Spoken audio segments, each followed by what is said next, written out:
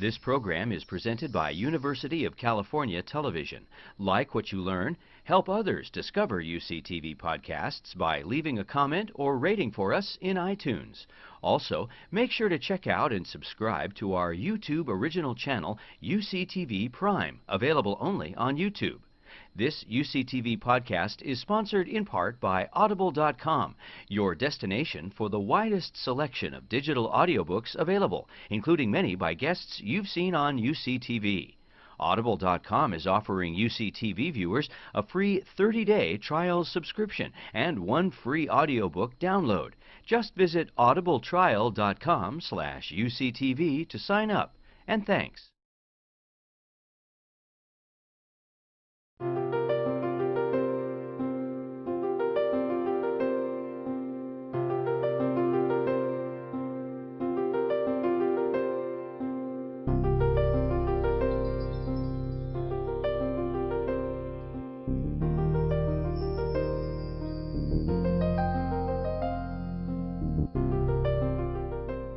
Okay, I'd like to introduce our next speaker, Dr. Grandner.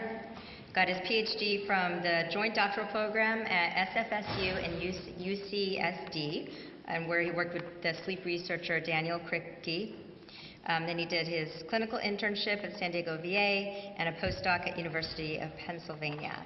He's been examining the behavioral and contextual determinants of sleep, and this has led him to try to understand the social context, racial and socioeconomic disparities.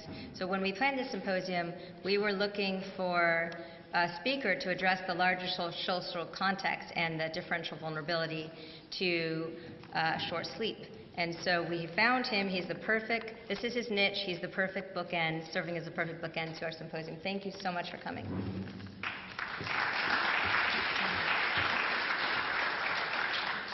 All right, thank you guys for staying awake, those of you that are. The good thing is, since I get to go at the end, I don't have to present all of the great data. So the talk from Dr. O'Hayan, Dr. Van Cotter, Dr. Redline, Dr. Youngstead, Dr. Dahl, all presented some really, really great data about sleep and obesity and potential pathways. And I'm not going to present a lot of that because it was done much better than I could. But let me talk a little bit about the importance of sleep, though I don't need to convince most of the people in here. Sleep is a lot like diet. So it represents a biological imperative that's based on both quantity and quality. So we need a certain amount of certain quality, and we meet those needs by engaging in behaviors, right? And these behaviors are largely driven by genetics and intrapersonal factors. So for example, if we took sleep diaries of everyone in this room, they would not be randomly distributed across the day. There's a reason that we sleep at night, and a lot of those are biological. But the behaviors that we engage in to meet these biological needs are socially constructed, influenced by the environment, and are dictated by societal norms. And that becomes very important when we're talking about differences in sleep attainment being important for health.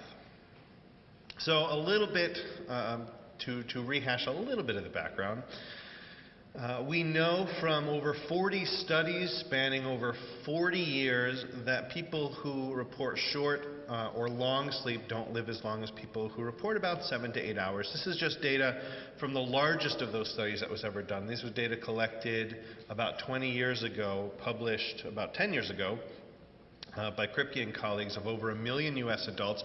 On the y-axis you have the mortality hazard ratio relative to 7 hours. You see men and women, as you deviate from 7 hours, mortality risk goes up. And this pattern is generally seen across studies, across continents, across cohorts. So here's a box. A lot of people might put sleep deficiency in the box. I'm still not quite sold on sleep deficiency, so I'm a little wordier here. So I've got insufficient or excessive sleep duration and or inadequate sleep quality. Often they go together, leading to something which leads to mortality. So the question is, what is that? So the most obvious answer, you have some adverse health outcomes of poor sleep that is leading to mortality. So what are these adverse health outcomes? So I would purport that here pretty well summarizes what we know about potential adverse outcomes associated with sleep. I highlight obesity and weight gain because that's the main reason we're here.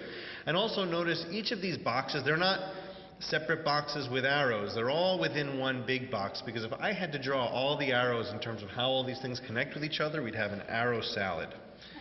So the point is that sleep is associated with these outcomes that are important for cardiometabolic disease. So you have sleep duration and sleep disturbance. So here's some data from the Behavioral Risk Factor Surveillance System conducted by the CDC. They asked a question, a very, very vague question about sleep disturbance, where how many nights have you had difficulty falling asleep or staying asleep or sleeping too much, any kind of sleep problem, dichotomized across people who had it 3 nights a week or more. And this was dichotomized, as a statistical note. Many of you may be thinking, why dichotomize a continuous variable? Here, this was the distribution. You had peaks at both ends, so we dichotomized. So 3 days a week or more, were they more likely to have these outcomes? And yes. So people who reported poor sleep were more likely to be obese, more likely to have diabetes, more likely to have a history of heart disease. And I'm showing the unadjusted and the adjusted to show what happens when we throw these things into the model, the typical covariates, and maybe a few other ones. And then a little bit about sleep duration. We saw, especially from a number of the other talks earlier, Dr. Redline, Dr. Van Cotter, Dr. Youngstead, especially looking in the population. This is data from NHANES, National Health and Nutrition Examination Survey, another nationally representative U.S.-based sample, looking at the relationship between habitual sleep duration relative to 7 hours and risk of obesity, having diabetes, hypertension, high cholesterol. You'll notice that I have broken apart the very short and the very long, separate from what we would normally consider some of the short and long, showing that these groups are really seem categorically different. And a lot of these studies that might show inconclusive results might have to do with lumping these heterogeneous groups together. Notice there's a whole lot of covariates. So this was adjusted for a whole lot of potential covariates, including insufficient sleep. So there was an item of about how often do you feel you don't get enough sleep. So this was the effect of short sleep over and above perceived insufficiency, whatever variance that could have explained. And notice over high cholesterol, I don't know if you can see it too well on here, the asterisks are green. That was to remind me that these relationships were significant before introducing insufficient sleep, but once you put insufficient sleep in, that relationship actually does become non-significant. So that's the one that was completely accounted for by insufficient sleep, and the other ones were not. We're here to talk about weight and obesity. So there's been a number of studies. There's a review paper that just came out by McGee and Hale in Sleep Medicine Reviews, looking at all the different studies out there on sleep duration and incident weight gain and obesity. So here is some data from a study in sleep a couple of years ago from a Japanese group, following non-obese people over a year. Who was more likely to become obese in that year? And so this is showing the short sleepers and very short sleepers were more likely to become obese in that year than the people who were not. Though you can see the beginnings of kind of a J shape here, but the other groups were not significant. So why might this be the case? So here's some data we presented at APSS this year. The paper's in submission right now, looking at inflammation as a potential pathway. So do short and long sleepers have increased inflammation? So here's some unadjusted and then adjusted data, also from NHANES, looking at sleep duration categories and CRP, which is an important inflammatory marker. And you can see, after adjusting for all of these typical covariates and a couple of new ones, that you do have elevations in short and long sleep. And we plotted squared terms to actually show a significant U shape. And I also do want to note that we included in here variables that could potentially account for insomnia and sleep apnea. So a lot of these population studies looking at sleep duration are probably confounded by lots of undiagnosed sleep disorders. So we tried to account for at least some of that variance in there. And so even still, we do have elevations there. So there have been a number of other studies that have looked at this as a potential pathway. Sleep restriction in the laboratory has shown elevations of TNF-alpha, IL-6. Short sleep duration in the population, so this is a little more relevant to the general population sort of stuff we're talking about. You've seen some elevations and some with long sleep duration as well. And there are more still coming out. So it looks like there's a U-shaped relationship in risk. So we've got poor sleep leads to these adverse health outcomes. So if normal variance in sleep, and the sleep of you and me and the general population is associated with adverse health, which is associated with weight gain and obesity and cardiometabolic risk, we're talking about how do we intervene on it. So developing an intervention will have to be more of a health behavior intervention, and in order to do that sort of intervention, you have to know what's on the other side of the arrow. And the sleep field has notoriously tended to forget that side, not because it's not interesting, but the other side has tended to be a little more interesting. But now we're thinking about, well, what do we need to change? What's the context of sleep? So here was a quote I found that I think puts it very well. We tend to think of sleep as a biological and scientific term, but we got to remember that when we sleep, where we sleep, and with whom we sleep are all important markers or indicators of social status, prestige, and prevailing power relations. And just for a quick second, think about how this applies to you. Think about how, when, and where you sleep, and how that might be related to your social status and where you came from and who you are, not just your biology. What kind of bed do you sleep on, and what is your room like? How noisy is it? So, and we're talking a little bit about disparities. So we're talking about future directions and implications. So what's a disparity? Well, one of the major goals of Health and Human Services is to eliminate health disparities. So this includes NIH and CDC. So we're talking about funding. This is something that they care about. But what does that mean? What's the difference between a difference and a disparity? So differences and disparities are both scientifically interesting, not saying one is better than the other, but a disparity is social and environmental in nature, not purely biological. It represents an injustice or inequality and is therefore ameliorable. So it's not about a genetic difference between two different groups of people. So here's some examples if you're trying to think about, well, where might a disparity be relevant? So why are minorities less likely to receive preventive care? Is this a biological reason or a social reason? Why do low-income individuals, irrespective of race, have higher mortality even in the case of universal health care access? Why do minority-serving VA hospitals, this is data that just came out in neurology, why do minority-serving VA hospitals perform fewer carotid artery imaging studies, even whether you're a minority or not? If you go to a minority-serving VA hospital, you're less likely to get this diagnostic test. Why do black men have a shorter life expectancy than white men? And why is this backwards in prison? Why are black women diagnosed with breast cancer less likely than white women to survive 5 years after diagnosis? And why is it that even though Hispanic women are 40% less likely than white women to develop breast cancer is still the leading cause of cancer death in Hispanic women? Are these biological reasons, or are there social and environmental factors involved here? Oh, there's one more. And why is it that people from low-income neighborhoods are less likely to get angiography, irrespective of race also? So here we got our model. We got it squished on the bottom here.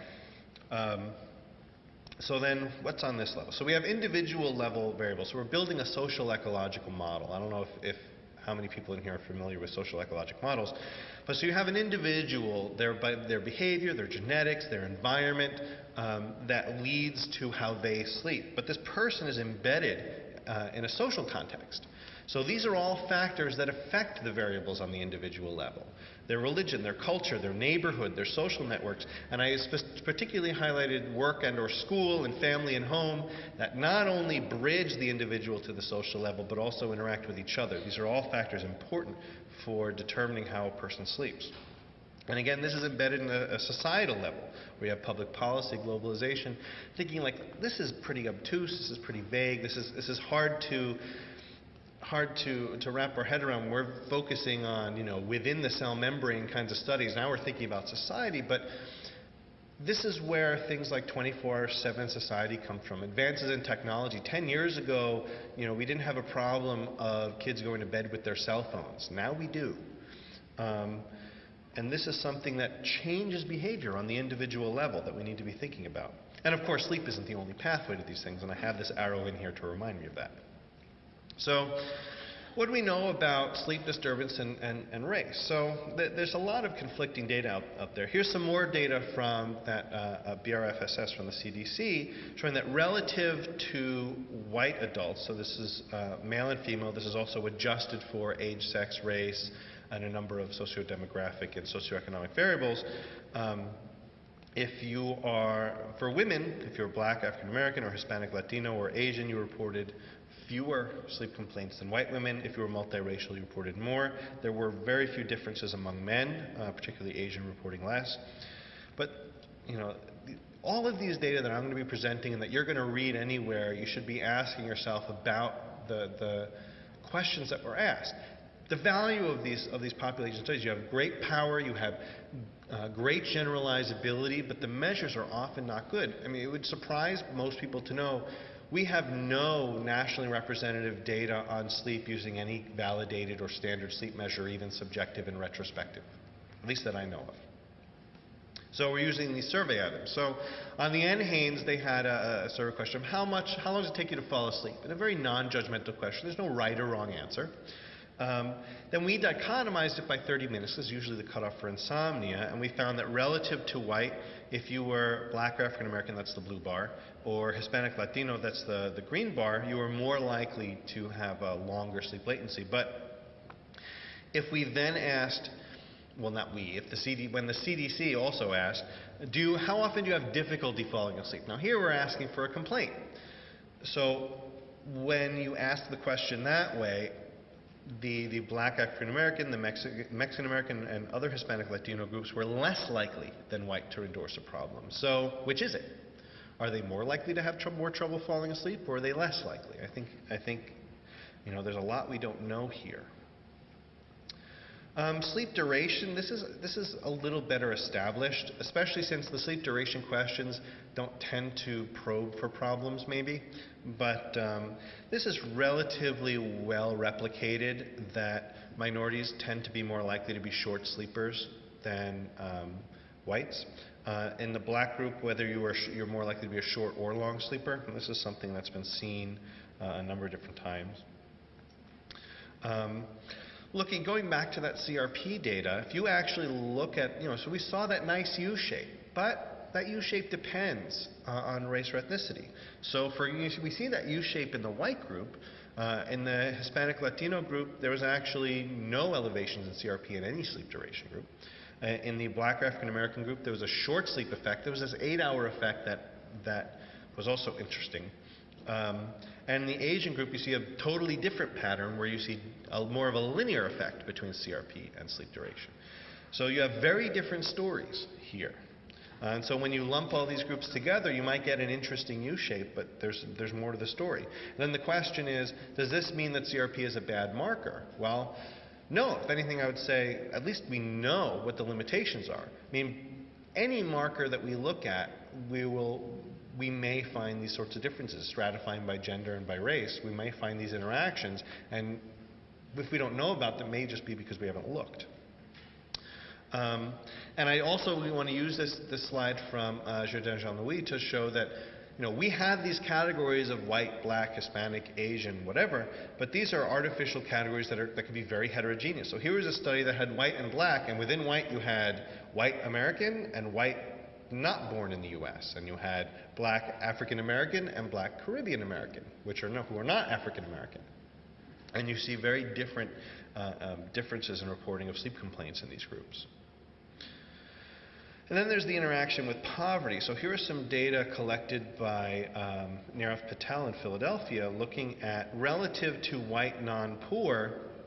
If you were Black, you were more likely to report poor sleep. This is poor sleep on the sleep quality item from the PSQI. If you were Black, you were more likely to report poor sleep, whether you were poor or non-poor, though there was a difference. If you were Hispanic, only if you were poor were you different from white, and white poor were different from white non-poor, and that was actually the largest effect. But this pattern may be different in other parts of the country, but just shows the interaction between ethnicity and race. So looking at income, here's that BRFSS data again, overall sleep disturbance relative to white, adjusted for a number of factors. As you can see, as you earn more money relative to 75,000, sorry, it says relative to white, I meant relative to 75,000. You see a decreased risk of disturbed sleep, though you see the effect larger in women than in men. So looking at mean family income, so this was from Kruger and Friedman, I think this was NHIS data, just showing that what we generally consider the healthiest sleep durations on average are also earning the most money. So this was, again, the BRFSS, a different year. This had over 300,000 people across all 50 states. Looking at income relative to days per week of reported insufficient sleep, and you can see a general downward trend, but really the effect is in poverty. But what's really interesting is this is unadjusted, once you throw into the model everything we could think of that the income could be buying you better health, education, living in a different part of the country, whatever. Here's a list of all the different covariates. This is what happens. Not only does the elevation go away, it goes in the opposite direction. So that elevation is completely accounted for by these variables. So then the question is, what and how and what are the interactions? But it's not, money doesn't buy you sleep, but money buys you health and employment and better healthy behavior potentially. Education, while we're on the topic of SES, most studies sleep studies that include some sort of SES variable usually include education. Non-college educated people tend to sleep worse than college educated people. Again, this is that sleep disturbance BRFSS question. Relative to employed, odds ratio relative to employed. So you could see employed people generally slept the best. People who are unemployed and disabled tend to sleep worse. The one that was really interesting to me is the homemaker category, where the women who are homemakers tended to have levels similar to self-employed, where the men looked more like they were unemployed, though that may be deciding, well, who is a homemaker? Who's responding to that question? And what's interesting when you look at race interactions, there was a significant race interaction here where if you were black and a male, that elevation was significantly lower in that group if you were a homemaker. So it's kind of these interesting social patterns here. So here's some national data from that same data set of over 300,000 people across the U.S. When you look by county, looking at potential hotspots. So the effective geography. We've got the stroke belt and maybe now the stroke buckle and the obesity belt, and it's interesting how insufficient sleep tends to map onto that. So what could that mean? Well, neighborhood factors. Well, living in an inner city makes you more likely to be a short sleeper. Bad neighborhoods are associated with worse health. And what's interesting is the relationship between being in an unhealthy neighborhood and having worse overall health and mental health are both partially mediated by sleep quality.